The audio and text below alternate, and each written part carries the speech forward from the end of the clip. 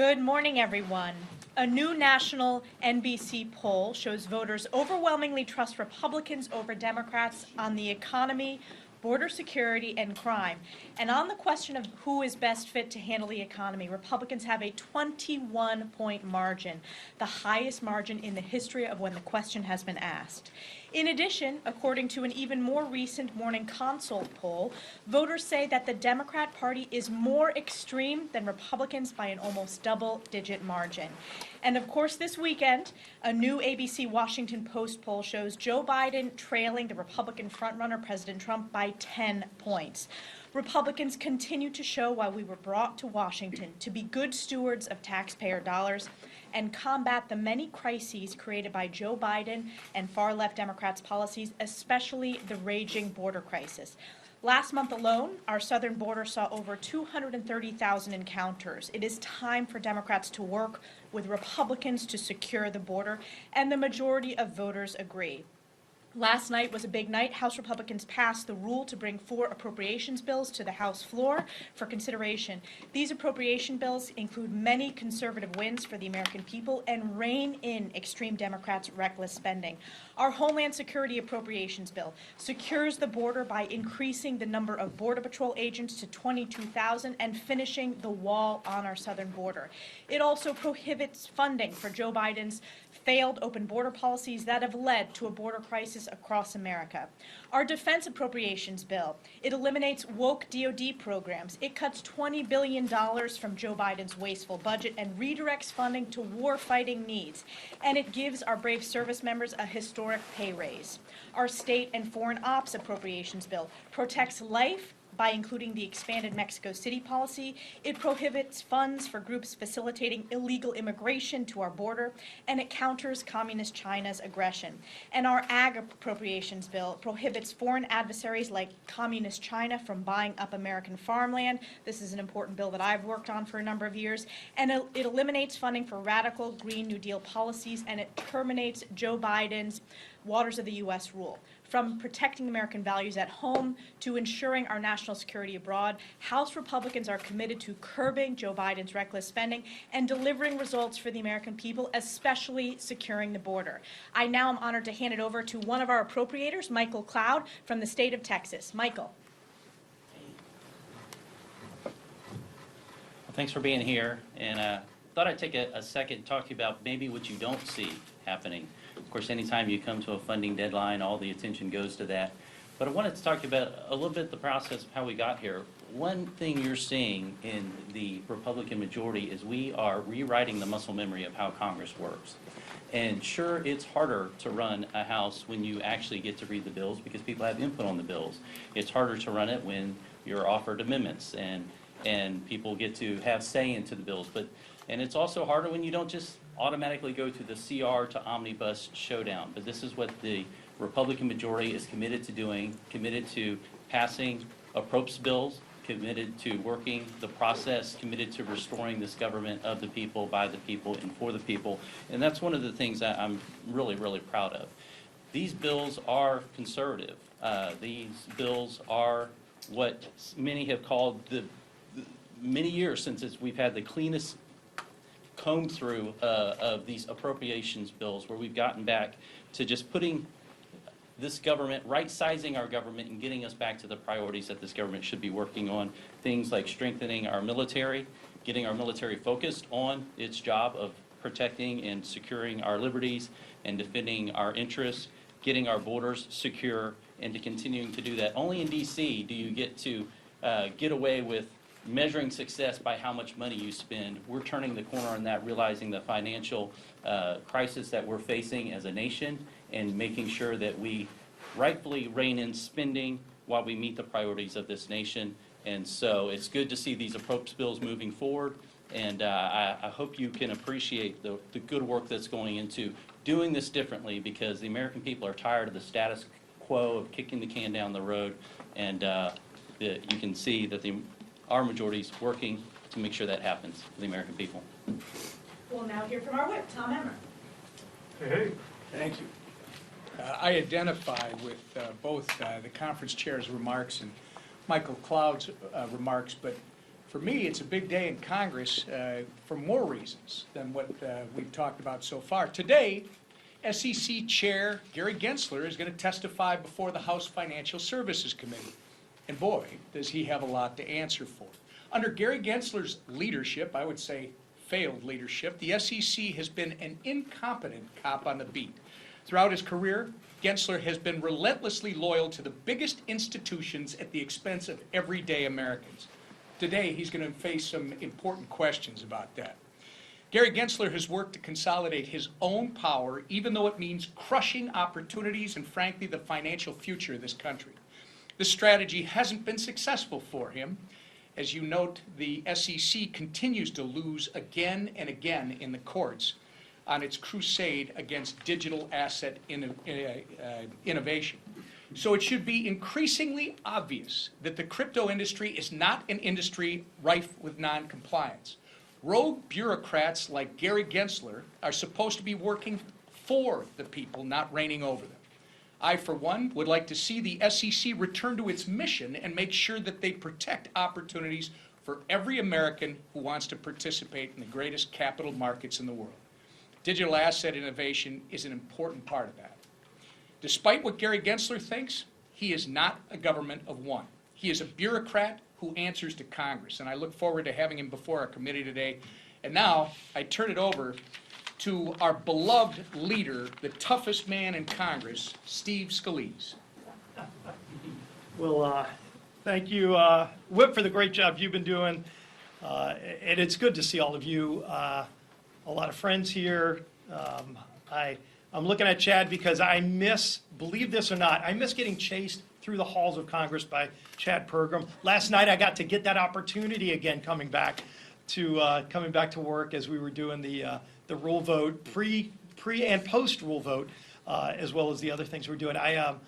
If I can just for a couple of minutes just share a little bit of a health update with you that I shared with my colleagues this morning at conference, and then obviously we'll get into the issues of the day and the week and take your questions. But I, a little over a month ago, was diagnosed with myeloma, as you well know, but we had quick decisions to make in the hospital, and that was, do we go into an aggressive form of chemotherapy? And luckily, my oncologist in New Orleans, who we continue to consult with on a very regular basis, has been phenomenal at walking me through, what I need to do to first focus on my health, because that has been the main focus, is how do we address the cancer, because the cancers would put me in the hospital and was doing a lot of damage to my body, and so we had to get control over that and have a plan. And luckily they had a plan. They had treatments that have been approved by the FDA for many, many years on this form of cancer that many, many people have been using for decades, thank God. And I have made a decision to aggressively pursue it. And I'm a month in to the treatments, and the way that it works with this form of cancer is it goes in about a little over 3.5 week treatments, and then they want to evaluate and see how your body's responding, if they need to make tweaks, and then you go to another 3.5 week round of treatment for a period of months until they feel like you don't need to take the treatments anymore because you have adequately attacked the cancer. So we're a month in now. Last week I did a full round of evaluations. That's where I was working with my doctors, running a whole lot of tests. They came back with the tests. The good news is the cancer has dropped dramatically because of the success of the chemotherapy attacking the cancer. So thank God those prayers have been answered. We're continuing to follow my doctor's advice, and my doctor said you can come back to work. And that's why I'm here, and we are here for a full week of work and whatever else it's going to take. But obviously there's been a lot of work going on. A lot of it I've been doing by phone. It's a lot nicer to be doing it here in person with my colleagues. And as I thanked Tom Cole and the Rules Committee for the work that they did, not just passing a rule, but think of all the work that the Rules Committee did, putting together a rule that brought 4 bills to the floor this week, and working with a lot of members, bringing over 440 different amendments to the floor that we started debating last night. We were here till about 12:30 last night voting on a number of those amendments. We'll have 2 long vote series today with 2-minute votes. We're able to accomplish a lot. We'll hopefully do a long vote series, probably around 4:30, and then this evening, depending on how many votes we get through, might be a late night, 10:30 or so vote series. And just keep working through the amendments and then finally get the final passage on the 4 bills. The questions you will ask is, do you have the votes to pass the bill? Those are all fair questions. One thing you don't hear a lot is, what is in the bills? These are 4 bills that combined will fund about 75% of the government. As we're talking about, is there going to be a shutdown? Is government going to be funded? What are the priorities of the American people in funding the government? And frankly, that's what we've been focusing our time on. With Michael Cloud and the appropriators, with Tom Emmer as the whip, putting together the coalitions, what Tom Cole and the Rules Committee have been doing, all of the focus from Speaker McCarthy on down has been, number one, how do we make government address the needs of the people? And really what the people have been saying is, let's get to pre-COVID levels on spending, because we can't just keep writing blank checks. This idea all week you're hearing from Democrats, all they want to talk about is how much more money to spend, as if there's money sitting in a piggy bank. This is mostly borrowed money that they're talking about. And by the way, it's not borrowed money from ourselves, it's borrowed money from our grandchildren. So every time you hear a Democrat walking around D.C. this week going, I can't believe that's going to be cut, say, oh, okay, are you comfortable sending the bill on a credit card to your grandchildren? Because that's what they're doing. They're not paying for it today. They're not paying for it tomorrow. They want to track another $2 trillion in debt that's going to be sent to our grandchildren to pay for things that government wasn't doing just 2 years ago. We need to get our government back focused on the things that matter to families in America, having a strong national defense and having a strong closed border. And we're going to be focusing a lot on getting this border under control, even though President Biden doesn't want to. You're even seeing people like Jay Johnson, who was the Homeland Security Secretary under Barack Obama, who started working on securing the border. Donald Trump secured the border. Joe Biden opened up America's border to devastating consequences. Has anybody asked the president, what is your plan to do with 8 million people that you've let into this country illegally? Whatever the real number is. You show me what your number is. Estimates are in the millions. And mayors all across America, including Democrat mayors, all across America, are saying enough is enough, this crisis has to end, and President Biden doesn't care. Well, House Republicans do, and we are dealing with this issue. If you look at one of the things that's included in the rule we passed last night and the bills we're going to be bringing to the floor this week, including the Homeland Security funding bill, it deals with securing the border. David Joyce's bill combined with H.R. 2. It's all part of the rule that we put in a package. H.R. 2 focuses on more border agents, technology, things that need to be done that were working. Many of these things were already being done. Some of them are new technologies, new things that our border agents are telling us they need. You talk to border agents, they know what the problems are. President Biden doesn't want to listen to them. The vice president won't listen to them because they don't want to solve the problem. We do. And we're going to be focusing on not just properly funding the government, but securing America's border. Both of those debates need to happen this week. You're going to see a robust debate on the House floor all week through today, tomorrow, and as long as it takes to address these serious problems. That's what House Republicans are focused on. And frankly, I think it's changing the narrative. You're seeing it on every mainstream media outlet. Every media outlet is covering this crisis because everyone in America knows it's a crisis. And the president thinks if he hides from the issue, it will go away. The issue's not going away. We're bringing it to the White House because we're addressing it in the government funding package this week. This issue is not going to go away because we care about the issue just like Americans do, and President Biden's going to have to care about it as well once we pass these bills. We'll be happy to open up for questions. Chad. Welcome back, first of all. Happy to chase you through the halls. Hope you're healthy. Please do. I can run as fast as I could run before the shooting, I guess. But as Emmer would say, it wasn't that fast. But. So that said, obviously I understand the reasons Republicans are fighting on the border. I understand the importance of that to the party and from your guys' vantage point. But to make this ask at this late a time, when the Senate just moved a bill with more than 3/4 of their members said that's not a route to avoid a government shutdown. Explain to us, based on your bill and based on the Senate bill, and ne'er the twain shall meet, how that funds the government by 12:01 Sunday. Yeah, this isn't a new issue, by the way. We passed H.R. 2 months ago. The Senate's ignored that bill. The Senate has ignored this problem just like the president has. So they're culpable in this problem. But again, I think mainstream Washington thinks the problem just goes away if they don't talk about it. America knows this is a But problem. that's not a path this late to fund the government. I understand you passed. It's a HR. path. It's a path fine. if we pass the bills. And also, look, have you seen President Biden engaged in this debate? Of course not, because he wants the problem to go away. If we're able to actually pass the legislation, and we're not at the midnight hour right now, I wish the White House had engaged in this debate months ago when we passed H.R. 2. I wish the Senate engaged in this debate when we passed H.R. 2, but they didn't. But we were doing our job months ago, but it wasn't the midnight hour, so people don't pay as much attention. Well, now we're here, and we're still talking about the same issue, but you know what else is happening? The whole mainstream media is talking about this issue. That wasn't happening 6 months ago. And so people all around America are talking about it. The mayor of New York is talking about it as one of the biggest threats to the city of New York. He wasn't talking about that 6 months ago. And so the dynamics of this issue have changed all around America because now every town is a border town, and that's crystal clear to everybody but the White House and maybe the Senate. But you know what? If we keep talking about this as part of what needs to happen to properly fund the government, how can they pass a CR that funds Biden's open border process and call that a victory for anybody but Washington insiders? That doesn't solve an ounce of the problem and actually makes the matters worse because it continues to send the magnet across not just South and Central America. We've got people coming from over 150 countries, people on the terrorist watch list being identified over and over again. We don't know how many. You can't find out how many. Anyone in the press can tell me an honest number of how many people on the terrorist watch list have been caught. We all know they've been caught. We just don't know how many because the administration won't tell you. They know a number.